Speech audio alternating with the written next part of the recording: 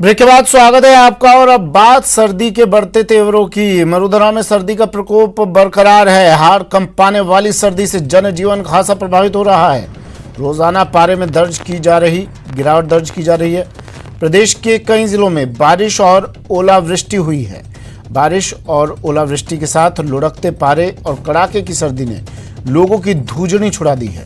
और लोग सर्दी के कहर से बचने के लिए जहां मजबूत कपड़ों में खुद को लपेट रहे हैं, साथ ही अलाव का सहारा लेकर भी लोग सर्दी के टॉर्चर को कम करने का प्रयास कर रहे हैं।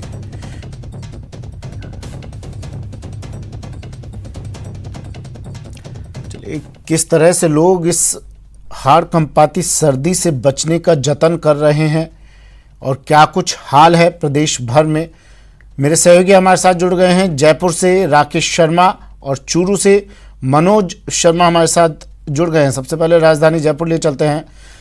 राकेश, क्या हाल सर्दी के प्रदेश के लोगों के?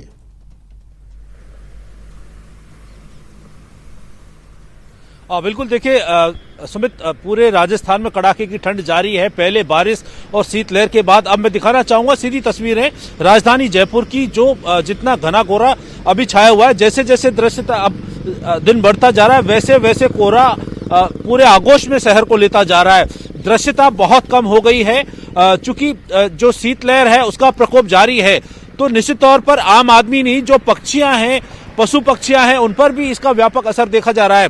खासतौर पर जिस तरीके से बारिश हुई है, ओलावृष्टि हुई है, इससे सबसे बड़ा खामियाजा जो है किसानों को उठाना पड़ा है। जो रबी की फसल अभी जो पैदा की जा रही है, उसमें गेहूं, जौ, सरसों, सब में बड़ा नुकसान हुआ है। खासतौर पर सब्जियों में सबसे बड़ा नुकसान हुआ है, चाहे वो टमाटर हो, धनिया हो, बैंगन हो, या सब तरह की जो सब्जियां अभी उगाई जाती हैं, उन पर बड़े पैमाने पर नुकसान हुआ है। जहां तक अभी सुबह सुबह का हाल है, मैं बताना चाहूंगा, अब से कुछ समय पहले जो सड़क पर कर्फ्यू सा लगा हुआ था, क्योंकि जो धुंध थी उसने पूरे शहर को अपने आगोश में ले रखा है और विजिबिलिटी बहुत कम है। विजिबिलिटी धीरे धीरे और भी कम होती जा रही है। जैसे जैसे शीतलहर की चपेट जो आगे बढ़ रही है, तो दृश्यता कम होने के कारण वाहनों की रफ्तार बेहद धीमी है। जो लोग घर से बाहर निकले हैं, वो पूरी तरीके से सर्दी के साथ साथ शीतलहर से अपने आप को बचाने के लिए। ठीक है, चूरू लिए चलते हैं। अब मनोज, मेरे सहयोगी हमारे साथ जुड़े हुए हैं चूरू से।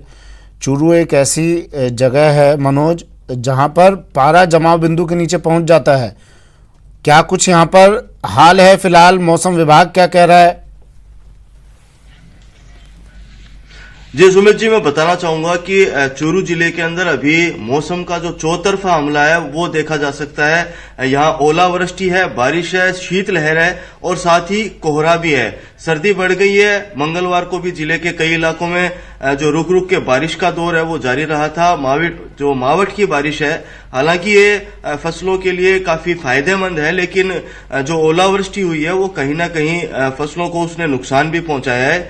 इसके अलावा बताना चाहूंगा, चूरू के अंदर जो चने के आकार के ओले हैं वो यहाँ पड़े थे। इधर रात और दिन का जो तापमान है उसके अंदर महज 2 डिग्री का अंतर है, वो यहाँ देखा जा सकता है। अगर मंगलवार की बात करें तो यहाँ न्यूनतम तापमान है वो 14.4 डिग्री और अधिकतम तापमान है वो 18.5 डिग्री सेल्सियस है, वो दर्ज किया गया था।